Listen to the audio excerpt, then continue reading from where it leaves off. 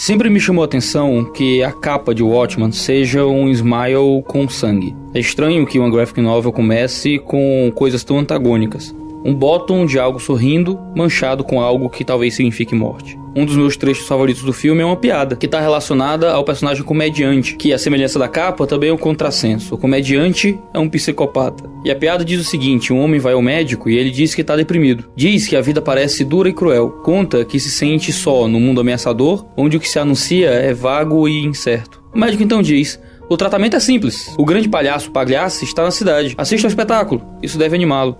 O homem se desfaz em lágrimas. Mas, doutor, eu sou o Pagliacci. Boa piada, todo mundo ri, ufam os tambores, desce o pano.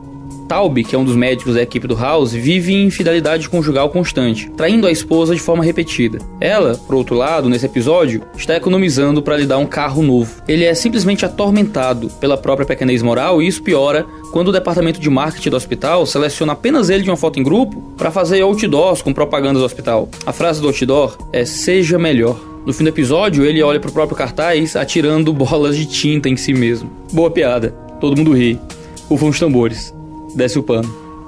Se você acompanha aqui o canal, você sabe que eu sou um pastor. E de vez em quando a gente ouve sobre colegas pastores que praticam suicídio. Eles não aguentam as cargas e acabam se matando.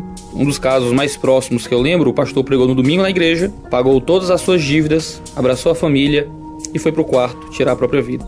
Me preocupa que tanta gente viva deprimida, mesmo no ministério pastoral. Geralmente pastores são vistos pelas suas comunidades como bastiões da centralidade, como locais de força e segurança, verdadeiros portos seguros para os seus colegas. E o que pouca gente sabe é que até mesmo líderes religiosos às vezes vivem deprimidos. E muitos colocam a corda no pescoço, seja metafórica ou literalmente.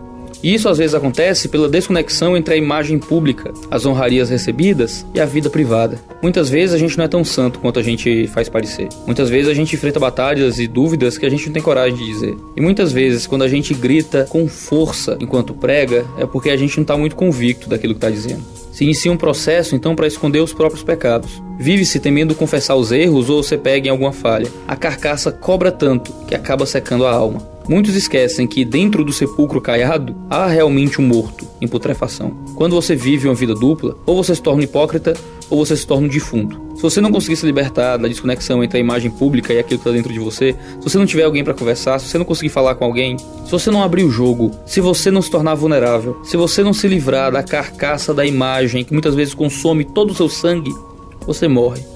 Não é piada. Ninguém ri. Não tem tambores. Não tem pano. Álvaro de Campos era um personagem composto pelo Fernando Pessoa, e foi debaixo desse nome que ele escreveu o poema Em Linha Reta. Esse poema foi importante para mim na minha vida porque ele mostra um dos nossos problemas como indivíduos. Me chama a atenção quando ele diz: quem me dera ouvir de alguém a voz humana que confessasse não um pecado, mas uma infâmia, que contasse não uma violência, mas uma covardia.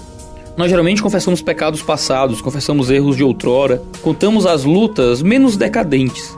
A gente não fala de quando foi covarde, a gente não conta de quando foi estúpido, a gente não compartilha nossas próprias misérias e dúvidas. Nossas confissões de pecados são sempre calculadas. É sempre o que dói menos, é sempre o que escandaliza menos, é sempre o que é menos necessário. No fim das contas, a gente é como o personagem do Fernando Pessoa. Nunca conheci quem tivesse levado porrada. Todos os meus conhecidos têm sido campeões em tudo. E eu, tantas vezes reles, tantas vezes porco, tantas vezes vil. Eu, tantas vezes, irrespondivelmente parasita, indesculpavelmente sujo. Talvez more aí a grandeza da confissão de pecados que a gente encontra no livro de Tiago. Confessar os pecados uns aos outros não é só uma maneira de me ajudar a vencer o pecado. Confessar os pecados uns aos outros é um jeito de ajudar os outros a, sabendo que eu tenho pecado, não se sentirem os piores seres do mundo, achando que só eles batalham para permanecer firme em Deus. É importante se libertar disso. É importante ser livre para contar os próprios erros. É importante ser livre para confessar pecados em público. É importante ser livre para rir das próprias trapalhadas e existir em sinceridade com Deus. É isso ou a corda no pescoço. A gente geralmente usa o Instagram como uma ferramenta para chamar atenção para os nossos melhores lutos, para as nossas maiores dores ou para as nossas retumbantes vitórias.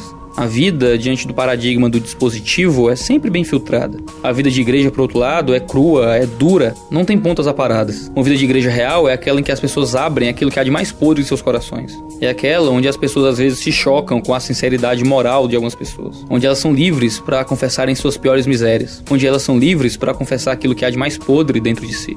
Quando foi a última vez que você disse alto, pra alguém aquilo que você não tem coragem nem de pensar às vezes. Talvez você seja o Pagliacci também. Talvez as pessoas veem em você alegria onde na verdade só tem tristeza. Talvez seja a hora de você pedir alguma ajuda. Talvez seja a hora de você viver vida de igreja de verdade. Talvez seja a hora de confessar pecados. Você não precisa dar cabo da vida. Basta tirar a casca. Vai por mim. É libertador. É melhor que uma boa piada. Traz algum choro. Cala os tambores. Mas desce graça de um céu de glória.